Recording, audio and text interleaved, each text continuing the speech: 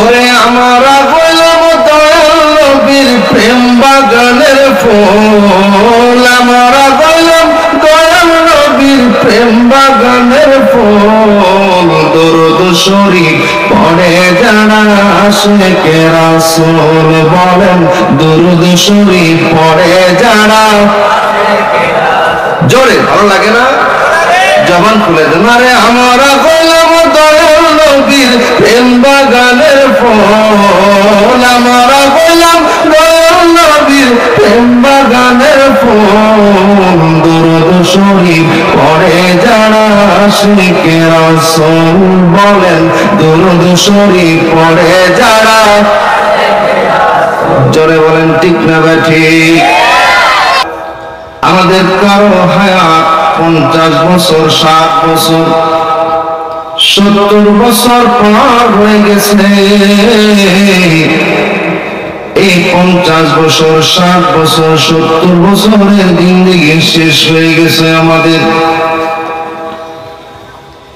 পুরাতন কবরস্থানের দিকে যখন তাকাবেন, খেয়াল করবেন কবরগুলি মিশে সমান হয়ে গেছে, মাটির সাথে চিহ্ন পর্যন্ত নাই। ও প্রাণের ভাইজানে আমার, আমরা একদিন দুনিয়া থেকে বিদায় হয়ে যাব। 50-100 বছর পরে আমাদের কবরের কোন চিহ্ন থাকবে না। ধরে কান ঠিক না ঠিক? এখনো যিনি রওজা মুবারকে আমাদের জন্য চোখের পানি ফেলে ফেলে কাঁদেন, তখনও আমাদের জন্য যিনি চোখের পানি ফেলে ফেলে কাঁদবেন, তিনি নবী রাহমাতুল লিল আলামিন। চিৎকার দেব না যাবে না ইয়া রাসূলুল্লাহ। যেহেতু জান্নাতের বাগানে বসছি, প্রাণ খুলে খুলে নবীর শানে দুরূদ শরীফ পড়ি। সহিহ তিরমিজির মধ্যে আলোচনায় আছে, একদল ফেরেশতা আছে সাইরুল মালায়েকা, ভ্রমণকারী ফেরেশতা। ওই ফেরেশতারা দুরূদ শরীফ নিয়ে মদিনায় নবীর রওজা মুবারকে পৌঁছায় দেবে। বলুন সুবহানাল্লাহ। আল্লাহুম্মা সাল্লি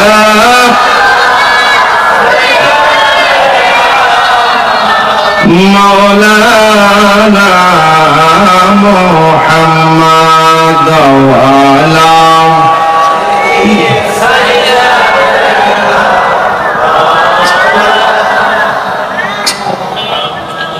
ওরে আমরা হইলাম দয়াল নবীর প্রেম বাগানের ফুল, আমরা হইলাম দয়াল নবীর প্রেম বাগানের ফুল। দরুদ শরীফ পড়ে যারা আশিকে রাসূল, বলেন দরুদ শরীফ পড়ে যারা।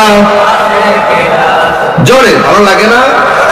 জবান খুলে দেন। আরে আমরা হইলাম দয়াল নবীর প্রেম বাগানের ফুল, আমরা হইলাম দয়াল নবীর প্রেম বাগানের ফুল। দরুদ শরীফ পড়ে যারা আশিকে রাসূল, বলেন দরুদ শরীফ পড়ে যারা।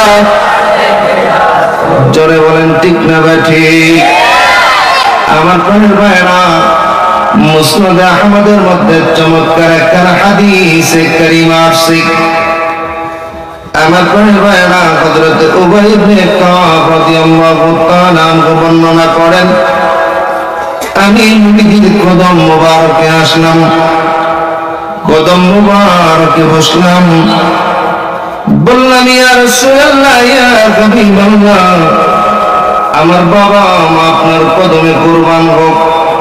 ইয়া রাসূলুল্লাহ, ইয়া হাবিবাল্লাহ, নবী গো, আমি সিদ্ধান্ত নিয়েছি, একখানা কঠিন সিদ্ধান্ত।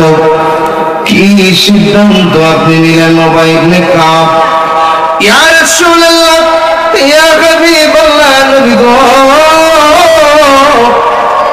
আমি যখন ফরজ ইবাদতগুলি করব, ফরজ ইবাদতগুলি করার পরে আমি নফল ইবাদতটাকে 3টা ভাগে ভাগ করেছি।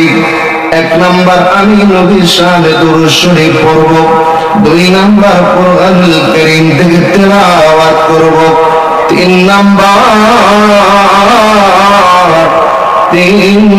আমি নফল নামাজগুলি পড়ব।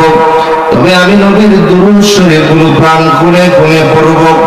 আমার নবী বললেন দুরূদ শরীফ বেশি পড়তে পারলে আরো ভালো হবে, বলুন সুবহানাল্লাহ।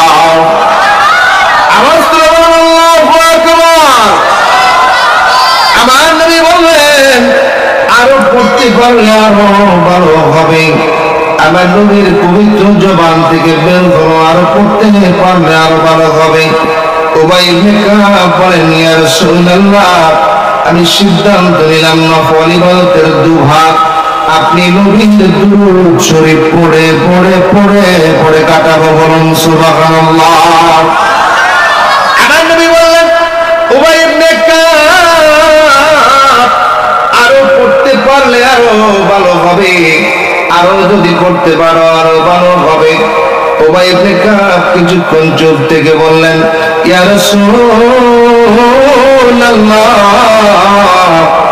আমি সিদ্ধান্ত নিলাম 3 ভাগ সময় আমি ধার্য করেছিলাম নফল ইবাদতের জন্য, পুরা সময়টা আপনি নবীর দুরূদ শরীফ পড়ে পড়ে কাটাবো, বলুন সুবহানাল্লাহ। আমার নবী ডাক দিয়ে বলেন উবাই ইবনে কাব, যদি এই সিদ্ধান্তের উপর তুমি অটল থাকো, আবার নবীর দুরূদ শরীফ পড়তে পড়তে যদি তুমি সিদ্ধান্ত অটল থাকো, তোমার জন্য মহান মাওলার তরফ থেকে আমি আল্লাহর তরফ থেকে 2টো পুরস্কার দেওয়া হবে। এক নম্বরে পুরস্কার হলো তার জন্য প্রাইজ হলো, আল্লাহ নবী বলেন তুমি দুনিয়ার জমিন থেকে যখন বিদায় হয়ে যাবে, তোমার অন্তিম কাল যখন এসে যাবে, দুনিয়ার জমিন থেকে যখন তুমি বিদায় হয়ে যাবে, তুমি দুনিয়া থেকে আমার প্রাণের ভাইরা, একটা মানুষ যদি দুনিয়া থেকে বেগুনা মাসুম হয়ে যায়, বলেন তার জীবনের আর চাওয়ার আসেনি? কিছু পাওয়ার আসেনি? চাওয়ার আসেনি? পাওয়ার আসেনি? কারণ তার জীবনটা 16 আনা পরিপূর্ণ। জোরে বলেন সুবহানাল্লাহ। উবাই ইবনে কাব আল্লাহর নবী রাহমাতুল লিল আলামিন যখন এই কথাটা বললেন, চোখের পানিগুলি জর্জর জর্জর করে ছেড়ে দিলেন। ইয়া রাসূলুল্লাহ, প্রথম পুরস্কার আল্লাহ তাআলা দিবেন, আমার দুনিয়ার জিন্দেগীর সমস্ত গুনাহগুলি মাফ করায়া দিবেন। দ্বিতীয় নাম্বার পুরস্কার কি হবে? ইয়া রাসূলুল্লাহ বলে দিন না গো, আবার দ্বিতীয় নাম্বার পুরস্কার কি হবে? আমার নবী বলেন উবাই ইবনে কাব, ও উবাই ইবনে কাব, দুনিয়ার জমিনের মধ্যে যখন থাকো তখন রিজিকের চিন্তা আছে, ব্যবসা বাণিজ্যের চিন্তা আছে না নাই? চাকরি বাকরির চিন্তা আছে না নাই? জবান করে বলেন খাল কিষানির চিন্তা আছে না নাই? এবছর দান ভালো হলো না খারাপ হলো এমন চিন্তা আছে না নাই? মাছ আবাদ করলাম বন্যায় খাইয়া যাবো কিনা টেনশন আছে না নাই? আমার পুরা পানে কি খাইব, আমার স্ত্রী সন্তানেরা কি খাইব, আয় আমার ব্যাংকে 10,000 টাকাও নাই, আমি কেমনে চলবো এমন চিন্তা আছে না নাই? আমার নবী বলে উবাই ইবনে কাব, দুরূদ শরীফের এই আমলটি যদি তুমি জীবনের শেষ পর্যন্ত চলমান থাকে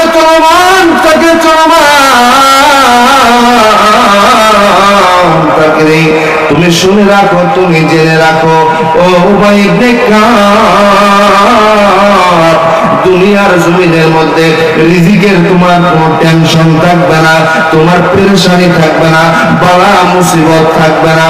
আপনারাই বলেন একটা মানুষের যদি রিজিকের টেনশন না থাকে, বালা মুসিবত না থাকে, একটা মানুষের যদি পেরেশানি না থাকে, পৃথিবীতে ওই মানুষটার মতো সুখী মানুষ আর পাওয়া যাবে না। জোরে কোন ঠিক না? এই জন্য গভীর মনোযোগ লাগা, দিলের কানটা লাগা, জীবনের বাকি অল্প সময় নবীজির দুরূদ দুরূদ শরীফ পড়ে পড়ে পড়ে পড়ে উভয়ে কাপ কাটাইতেন। জীবনের শেষ মুহূর্তে যখন আসলেন উভয়ে কাপের জন্য সুসংবাদ আসলো, আমার আল্লাহ তোমার জিন্দেগীর তামাম গুনাহগুলি মাফ করে দিয়েছে। বলেন সুবহানাল্লাহ। আল্লাহুম্মা